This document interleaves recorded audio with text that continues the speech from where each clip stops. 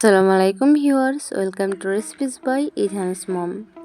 চলে এসেছি আজ একটা হেলদি রেসিপি নিয়ে, যেটা ব্রেকফাস্ট ডিনার যে কোনো সময়ে তৈরি করে খাওয়া যাবে। তো চলুন পুরো রেসিপিটা দেখে নেওয়া যাক। প্রথমে একটা বোল নিয়েছি আমি স্টিলের, তাতে দিয়ে দিচ্ছি 3 কাপ পরিমাপ সুজি। সুজিটা যদি খুব বেশি মোটা হয় তাহলে একটু মিক্সচারে গুঁড়ো করে নিতে পারেন। তারপর দিয়ে দিচ্ছি 1 কাপ পরিমাপ টক দই। এবার দইয়ের সাথে সুজিটা খুব ভালো করে মিক্সড করে নেব। খুব ভালো করে মিক্সড করা হয়ে গেছে। এবার দিয়ে দিচ্ছি 2 কাপ পরিমাপ, মানে আমি একটা কফি কাপের 1 কাপ জল দিচ্ছি, যেটা চায়ের কাপে 2 কাপ পরিমাপ হবে। তো জলটা দেওয়ার পর খুব ভালো করে মিশিয়ে নিয়েছি। এবার এই ব্যাটারটাকে আমি 20 মিনিট থেকে 30 মিনিট রেস্টে রাখবো, তাহলে সুজিটা খুব ভালো করে ফুলে যাবে।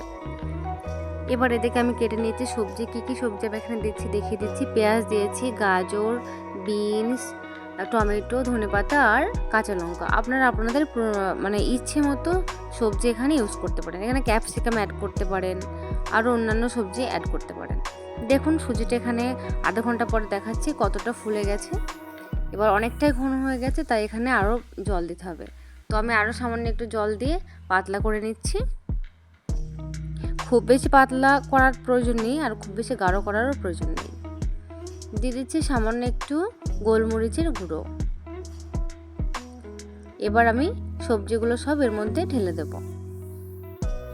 আবার বলছি, আপনারা আপনাদের ইচ্ছা অনুযায়ী সবজি এখানে অ্যাড করতে পারেন। যেগুলো আপনাদের পছন্দ সেগুলো আপনারা এখানে অ্যাড করতে পারেন।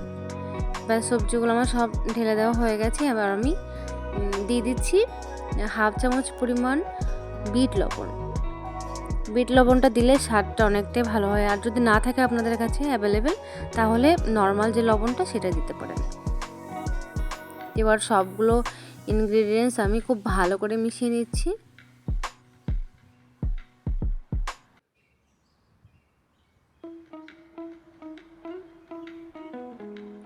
মেশানো হয়ে গেছে। এবার আমি ওভেনে একটা তাওয়া বসিয়ে দিয়েছি, তাতে দিয়ে দিচ্ছি কিছু সাদা তেল। তেলটা একটু গরম হয়ে আসলে দিয়ে দিচ্ছি সর্ষে, মানে সর্ষের গোটা দানা। আপনারা চাইলে না দিতেও পারেন। তো দানাটা দেওয়ার পর হালকা একটু গরম হয়ে গেলেই আমি এবার ওই ব্যাটার থেকে কিছু পরিমাণ নিয়ে দিয়ে দিচ্ছি। এরকমভাবে দিয়ে একটা গোল শেপ দিতে হবে, আর অবশ্যই লো ফ্লেমে করতে হবে কুকটা। তো যেখানে যেখানে ফাঁকা সেখানে আরও একটু করে ব্যাটার আমি দিয়ে দিচ্ছি।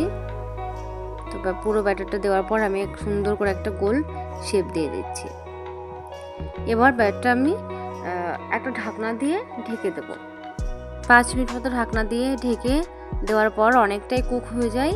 তো অনেকটা কুক হয়ে যাওয়ার পর আমি উপর দিয়ে আরও একটু তেল ছড়িয়ে দিচ্ছি, দিয়ে চারপাশ থেকে একটু একটু করে উঠিয়ে নিচ্ছি। এবার এক পিঠটা আবার একদম সুন্দরভাবে কুক হয়ে গেছে, আমি অপর পিঠটা এবার কুক করে নেব।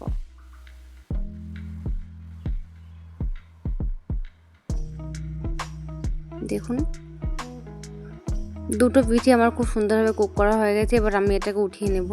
তো প্রত্যেকটা উত্তাপাম বা গোলা রুটি যেটাই বলা হয় না কেন, আমি ঠিক এই সেম প্রসেসে বানিয়ে নেব। তো আপনারাও এই প্রসেসটি ফলো করে বাড়িতে অবশ্যই ট্রাই করুন। খেতে কিন্তু দারুণ হয়, আর অনেক অনেক হেলদি, বাচ্চারা খেতেও অনেক পছন্দ করবে।